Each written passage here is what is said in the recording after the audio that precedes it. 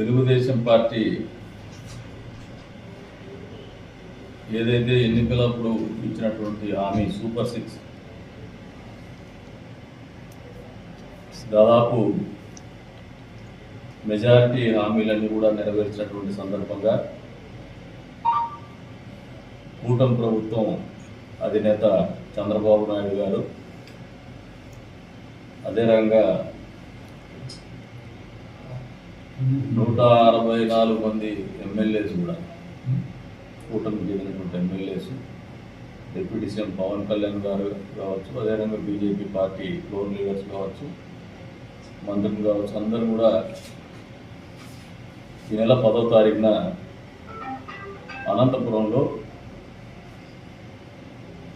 Super 6 super hit అనే programme నిర్వహిస్తున్నాం. దీనికి తెలుగుదేశం పార్టీ కార్యకర్తలు కదిరి నియోజకవర్గంలో ఉన్న వాళ్ళందరినీ కూడా ఆ రోజున మీటింగ్ హాజరు కావాలని చెప్పేసి కూడా పిలుపునిస్తాను. దీనికి సన్నాహక సమావేశంగా 8వ తారీఖున సోమవారం పీవీఆర్ ఫంక్షన్ హాల్లో కదిరి నియోజకవర్గ తెలుగుదేశం పార్టీ జనరల్ బాడీ, అదే రకంగా కూటమి పార్టీకి చెందినటువంటి బీజేపీ పార్టీ, జనసేన పార్టీ వాళ్ళు అందరూ కలిసి ఒక సన్నాహక సమావేశం ఏర్పరచుకోవాలని చెప్పేసి ఆలోచన చేసినాం. వాటికి కూడా తెలియజెప్తాము, ఆహ్వానిస్తాము. కూటమి పార్టీకి చెందినటువంటి నాయకుల్ని, వాళ్ళ కార్యకర్తలను కూడా. తద్వారా 10వ తారీఖు జరిగేటువంటి సమావేశానికి కదిరి నియోజకవర్గం తరఫున కూటమి పార్టీకి చెందినటువంటి కార్యకర్తలు, అభిమానులు, అదే రకంగా ప్రజల్ని పెద్ద ఎత్తున పాల్గొనే విధంగా సమావేశం ఏర్పాటు చేస్తున్నాం. కాబట్టి అందరూ హాజరు కావాలని చెప్పేసి కూడా పిలుపునిస్తాను. ప్రత్యేకించి పార్టీ మిత్రులు కూడా పిలుపునిస్తాను. అంతేకాకుండా ఇటీవల కదిరి గవర్నమెంట్ జూనియర్ కాలేజ్ ఏదైతే ఉందో దాని గ్రౌండ్ కొట్టేసే దానికి ఒక రెప్యుటేషన్ వేసి ఆర్డర్ తెచ్చుకున్నాం. కొద్ది వరకు ఉపాధ్యాయులు, విద్యార్థులు, సభ్య సమాజం కూడా ఆందోళన గురవుతున్నారు. మీరేం ఆందోళన చెందాల్సిన అవసరం లేదు. రెవెన్యూ శాఖ వారిని గతంలో మభ్యపెట్టి వైఎస్ఆర్సీపీ పార్టీ హయాంలో రెవెన్యూ అధికారులతో లాలుచిపడి చేసినటువంటి ఒక కుట్ల ప్రయత్నం, సప్రెషన్ ఆఫ్ ద ఫ్యాక్ట్స్, వాస్తవాలను దాచిపెట్టి ముట్టిపెట్టి ఏదో వీళ్ళ తాతగారి ఆస్తి మాకు ఉన్నట్టు అవాస్తవాల్ని వాస్తవాల కింద చిత్రీకరించుకొని ఆర్డర్ తెచ్చినారు. న్యాయస్థానాలు ఎప్పుడు కూడా తప్పుదోవ పోవు. మీరు తప్పుదోవ పట్టిస్తే ఏదైనా టెంపరీ రిలీఫ్ మీకు వచ్చి ఉండొచ్చు, కానీ న్యాయ పోరాటంలో వాస్తవాలన్నీ కూడా వెలికి తీసినాం. కలెక్టర్ గారితో కూడా చర్చించినాం. కలెక్టర్ గారు కూడా దాని మీద స్పందించి మొత్తం రెవెన్యూ రికార్డు చేయడం జరిగింది. అది గతంలోనే ల్యాండ్ అక్విజిషన్ ద్వారానే కాలేజ్ వాళ్ళకి అలినేట్ చేయడం కూడా జరిగింది. అది కాలేజ్ది అది ఆస్తి. 1965లో ల్యాండ్ అక్విజిషన్ యాక్ట్ ప్రకారమే చేసినారు. దాన్ని సప్రెస్ చేసి ఆ వాస్తవాన్ని దాచిపెట్టి ఈ రకమైనటువంటి పనులు నిర్వహించినారు. ఆ కాలేజ్ ఒక ఇంచు భూమి కూడా ఎక్కడికి పోదని చెప్పేసి తెలియజేస్తాం.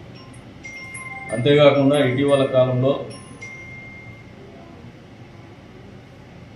మున్సిపల్ అధికారులు, ఫుడ్ ఇన్స్పెక్టర్స్ వీళ్ళందరూ కలిసి ఒక డ్రైవ్ పెడితే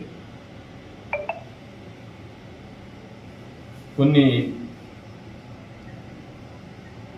హోటల్స్లో అపరిశుభ్రమైనటువంటి వాతావరణంలో ఆహారం తయారు చేయడం, ఆహారం సరఫరా చేయడం జరుగుతాం. ఇది ఒక హాస్పిటాలిటీ ఇండస్ట్రీ, సర్వీస్ ఇండస్ట్రీ. దీంట్లో ప్రజలు డబ్బులు ఇచ్చి మన దగ్గర సర్వీసెస్ తీసుకుంటా ఉన్నారు. ఆ డబ్బుకు సరిపోయినటువంటి నాణ్యమైన ఆహారం కావచ్చు, రుచి మాత్రమే కాదు శుచి కూడా ఉండే రకంగా హోటల్స్ నిర్వహించాల్సినటువంటి బాధ్యత హోటల్ యాజమాన్యాల మీదే ఉంటుంది.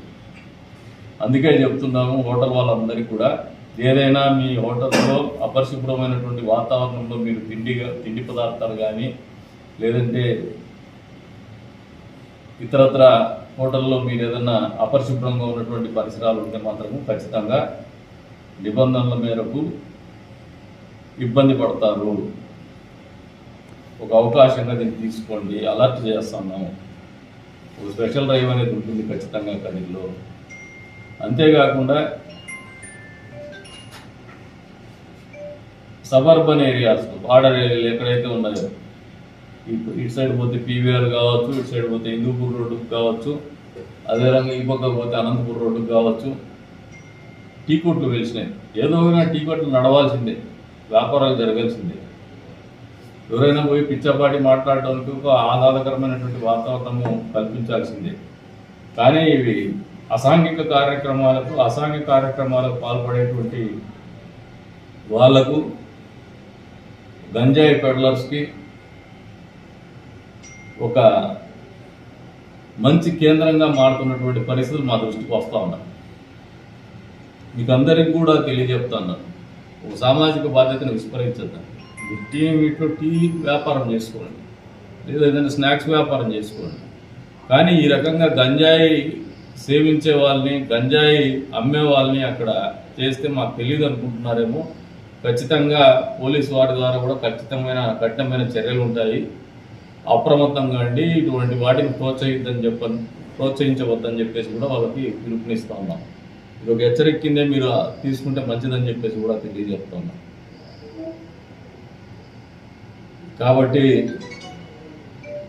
ఈ ప్రెస్ మీట్లో మా సమావేశంతో పాటు ఇది కూడా చెప్తాను అంటే, దీని సీరియస్నెస్ మీరు అర్థం చేసుకోమని చెప్పేసి కూడా కోరుతాము. ప్రజలు కూడా మీకు ఇటువంటి కార్యక్రమాలు జరిగితే ఒక వాట్సాప్ మెసేజ్ పెట్టండి, ఒక ఫోటో తీసి వాట్సాప్ మెసేజ్ పెట్టి విల్ రెస్పాండ్.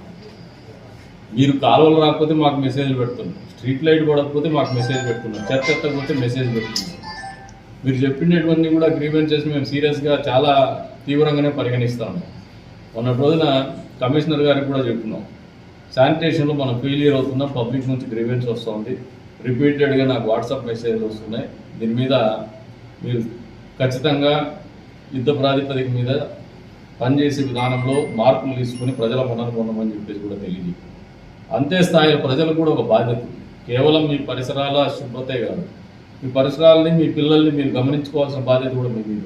తప్పుదో పోతా అంటే సంబంధిత అధికారులకు తెలియజేయండి, లేదు మాకు తెలియజేయండి.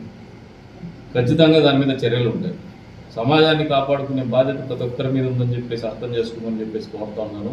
దీనికి ఎక్కడో వ్యక్తిగత కక్షలో, వ్యక్తిగత కారణాలు మాకు ఉండవు. మంచి సమాజాన్ని నిర్మించాల్సినటువంటి బాధ్యత మా అందరి మీద ఉందనేది మీరు మర్చిపోద్దని చెప్పేసి తెలియజెప్పుకుంటూ మరొకసారి చెప్తున్నాను, టీఎంఎల్ అనేది మీరు ఎప్పుడైనా పొరపాటున దొరికినా, కనీసం గంజాయి సేవించేవాడు దొరికినా కూడా మీ మీద చర్యలు ఉంటాయనేది మీకు తెలియజేస్తాను. సమాజాన్ని సరైన మార్గంలో నడిపించడంలో మొదటిగా ముందుండేటువంటి, గురుతరమైన బాధ్యత తీసుకుని ముందుండేటువంటి గురువులకు టీచర్స్ డే సందర్భంగా మనస్ఫూర్తిగా శుభాకాంక్షలు తెలుపుతున్నాం. అంతరించిపోతున్నటువంటి మానవ సంబంధాల్లో గురువుల్ని ఎప్పుడూ విస్మరించకుండా, గురువుల్ని ఎప్పుడూ పూజించుకునేటువంటి మన భారతీయ సంస్కృతిని, సంస్కారాన్ని ప్రతిబింబిస్తూ ఈ టీచర్స్ డే సందర్భంగా పిల్లలందరూ కూడా వాళ్ళ గురువుల్ని ప్రేమించడం కానీ, గౌరవించడం కానీ, పూజించడం కానీ నేర్చుకోవాలని చెప్పేసి కూడా పిలుపునిస్తూ మరొకసారి నియోజకవర్గంలో ఉన్నటువంటి ఉపాధ్యాయులందరికీ, ఉపాధ్యాయ సంఘాలన్నిటికీ కూడా టీచర్స్ డే శుభాకాంక్షలు తెలుపుతున్నాను.